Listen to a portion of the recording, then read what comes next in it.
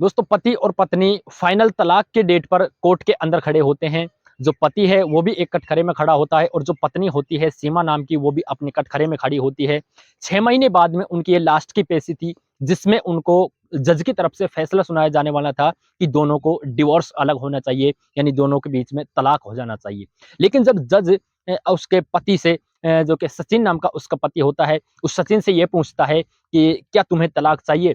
सचिन कहता है हाँ, मुझे तलाक चाहिए। लेकिन तभी उसकी पत्नी सीमा से वो जज पूछता है, जज साहब की तरफ से पूछा जाता है क्या तुम्हें भी तलाक चाहिए? लेकिन सीमा है जो इसकी जज साहब की बातों को सुनकर कहती है मुझे तलाक तो चाहिए, लेकिन तलाक से पहले इस डिवोर्स के फैसले आने से पहले मैं इसके साथ में एक रात बिताना चाहती हूँ। मैं अपने पति के पास में फिर से एक 4 साल बाद में आज हम इस कटघरे में लास्ट जो हमारी जीवन की लास्ट जो आज की ये बातें होने वाली हैं, मैं आज इसके साथ में मतलब फाइनल एक रात बिताना चाहती हूँ, एक पति और पत्नी की तरह, जिस तरह से मैं आज इसके साथ में रहूँगी। लेकिन इस बात को सुनकर के जो जज होता है, जो कि जज एकदम से हक्का-बक्का रह जाता है और जो उस ल लड़की के यानी सीमा के घरवाले भी उसके पास में खड़े हुए थे, माँ और बाप, भाई जो भी उसके रिलेशनशिप में थे, सभी उस सीमा के पास में भी थे और जो लड़का है सचिन, उसके पास में भी सभी लोग खड़े हुए थे।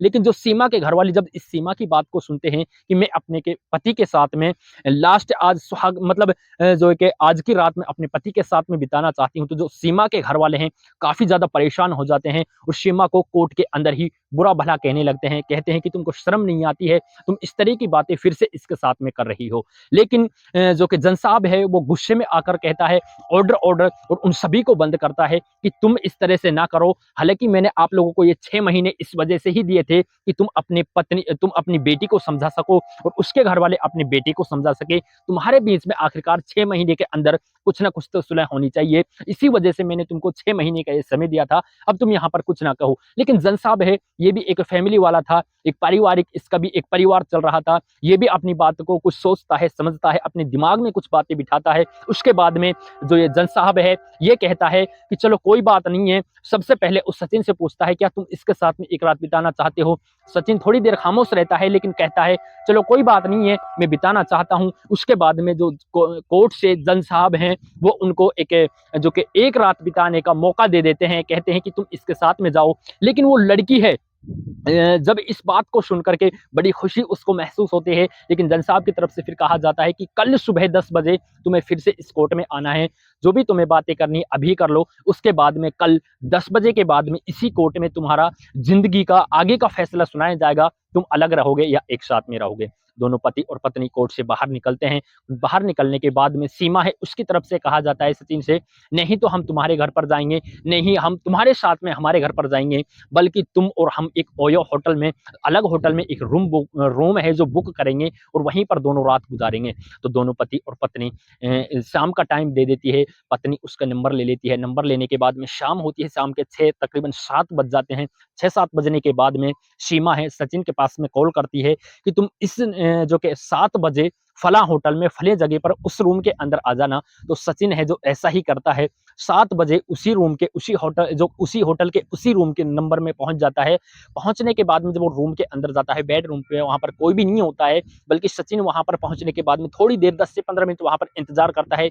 इंतज़ार करने के बाद में जो सीमा है, वहाँ पर फिर से आती है एक नई नवेली दुल्हन की तरह। जिस तरह से नई नवेली दुल्हन अपनी साड़ी वग़ैरह जो भी मतलब पूरा श्रृंगार होता है, श्रृंगार करके सचिन के पास में ये सीमा आती है। आने के बाद में सचिन से कुछ पूछती है, लेकिन सचिन है कुछ बातों का जवाब नहीं देता है। उसको कुछ रिस्पॉन्स भी नहीं दे रहा था कि कहते हैं कि कोई नई नवेली जब दुल्हन अपने एक लड़के के पास में आती है, उस लड़के के आगे आती है, तो वो उसका कोई रिस्पॉन्स नहीं देता है। जब उसके साथ में जाकर वो बेड पर बैठ जाती है, बेड पर बैठने के बाद में सीमा है जो सचिन के कंधे पर अपने हाथ को रखती है। हाथ को रखने के बाद में कहती है कि तुम बोल क्यों नहीं रहे हो? आखिरकार तुम उदास कैसे हो? मैं आज की रात इसलिए आई हूँ कि जो भी तुम्हें करना है आज मेरे साथ में कर लो। आज तुम्हारे लिए मेरे ऊपर तुम्हारा आज पूरा हक है। जिस तरह से पति का अपनी पत्नी पर सुहाग रात के दिन होता है, मन चाहे जिस तरह से आप संबंध बना सकते हो, मेरे साथ में रह सकते हो। लेकिन सचिन है, इन बातों को सुनकर उस सीमा को कोई भी जो है कि अपनी तरफ से कुछ फीलिंग नहीं देता है।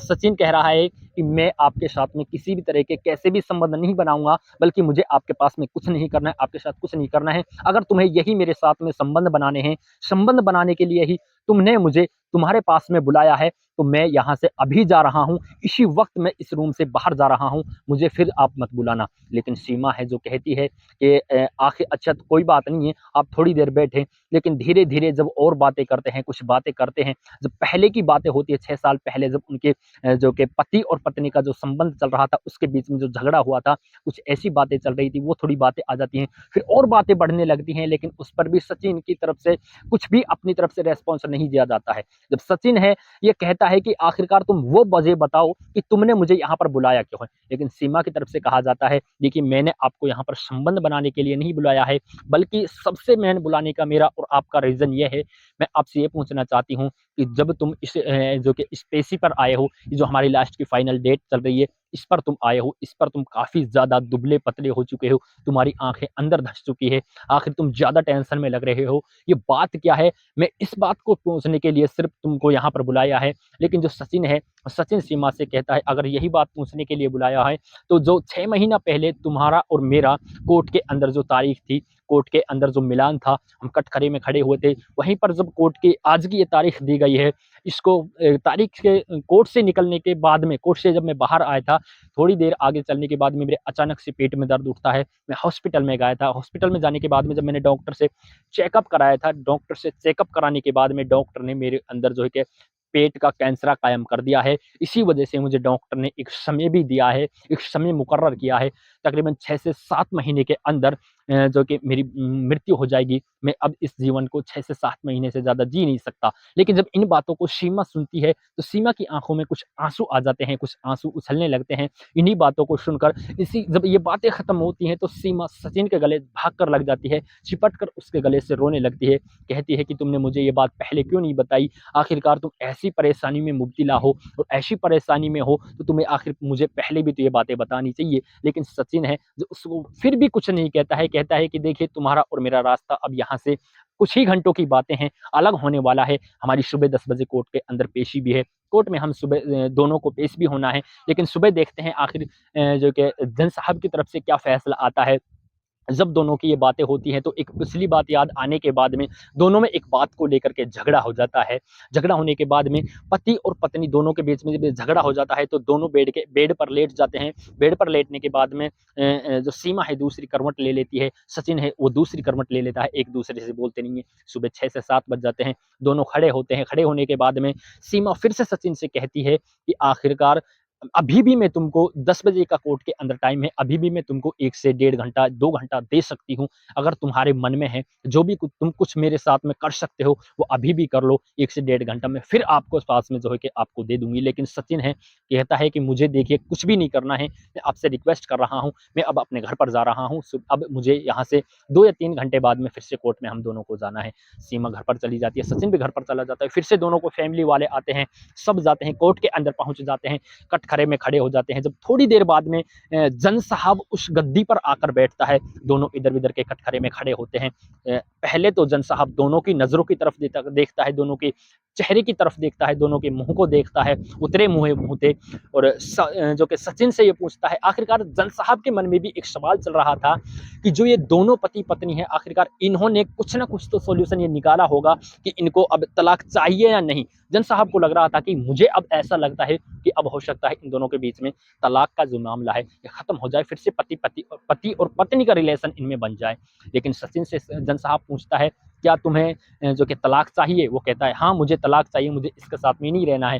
फिर सीमा से पूछता है, सीमा से जब ये जज साहब पूछता है, तो सीमा कहती है कि जज साहब मुझे इससे तलाक नहीं चाहिए, मुझे इसके साथ में रहना है। अच्छा आप एक बात बताइए कि जब कोई मैं इसके साथ में 6 साल तक रही हूँ, लेकिन वही 4 से 5 साल तक मेरा और इसका अलग रिलेशन है, मैं इसके रिलेशन में नहीं हूँ, मैं इसकी पत्नी भी नहीं हूँ, मतलब हमारा दोनों का कोर्ट के अंदर मामला चल रहा है। तो मैं आखिरकार अपने पत्नी का, अपने पति का दुख में साथ नहीं दे सकती। कोई भी इंसान हो, पति ही क्या, अगर अगले इंसान का दुख में साथी नहीं बन सकता, तो आखिर उसका जीवन ही किस काम का? उसका जीवन तो बिल्कुल जो है कि बर्बाद हो चुका है। तो इसी वजह से अब मैं मेरे पति का, जब इसका पेट का कैंसर है, इसको 5 से 6 महीने ही डॉक्टर ने कायम किए हैं कि 5 से 6 महीने तक ही तुम जीवित रह सकते हो, तो मैं इसका साथ अब कैसे नहीं दे सकती? अगर मैं, ये मेरा पति है, मैंने इससे पहले भी प्यार किया था, लेकिन वो कुछ बातें हैं कि छोटी-मोटी बातों को लेकर झगड़े हो जाते हैं। लेकिन अब मैं इसके साथ बिताना चाहती हूँ, जो भी मेरी उम्र है अब मैं इसके साथ में बिताना चाहती हूँ। न कि अब इसने मुझसे कहा था कि मेरा अब जीने का कोई भी मकसद नहीं है, न ही मेरे कोई आगे पीछे है, तो मैं अब किसके मकसद से जीऊँ। लेकिन जो पत्नी है वो कहती है कि अब तो इसको जीने का मकसद मिल चुका है, अब इसको पूरी तरह से जो कि जीवन जीना है, और मैं अब इसके साथ में अब फिर से इसके साथ में जीवन बिताना चाहती हूँ, फिर से इसके साथ में रहना चाहती हूँ। तो अब ऐसा कीजिए, मुझे तलाक नहीं चाहिए। जब इन बातों को जज सुनता है तो हल्का सा उसकी आंखों के जो कि मतलब डटी आँखें रह जाती हैं, और एक तरफ देखता है, एकटक दोनों की तरफ देखता रहता है। जब उसकी फैमिली वालों को इतने में गुस्सा आ जाता है, सीमा के फैमिली वाले कहते हैं कि देखिए, अगर तुम्हें इसके साथ में जीवन बिताना है तो देखिए, इसके बदले हमें 4 साल हो चुके हैं इस केस में लटके हुए, हम तुम्हारी किसी अच्छी जगह शादी करा देंगे। पहले से ही इसके कैंसर है, 5 से 6 महीने जीवित रहेगा, फिर इसके साथ में तुम जो कि शादी करके फिर से क्या करना चाहती हो?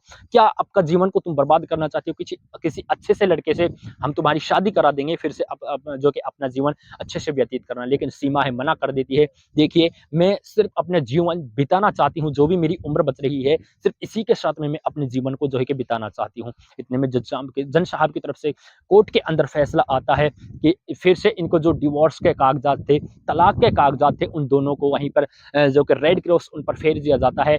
जज साहब की तरफ से फिर से पति-पत्नी बनने का जो कि हुक्म दे दिया जाता है। जब उस हुक्म को सचिन सुनता है तो सचिन की आँखों से आँसू गिरने लगते हैं, उसकी कतारें लग जाती हैं। वहीं कटघरे के अंदर अपने सर को घुटनों में देकर बैठ जाता है। सीमा भागकर दूसरे कटघरे से उस कटघरे में आती है, उसको गले से लगाती है, और दोनों पति-पत्नी गले से लिपटकर खूब रोने लगते हैं।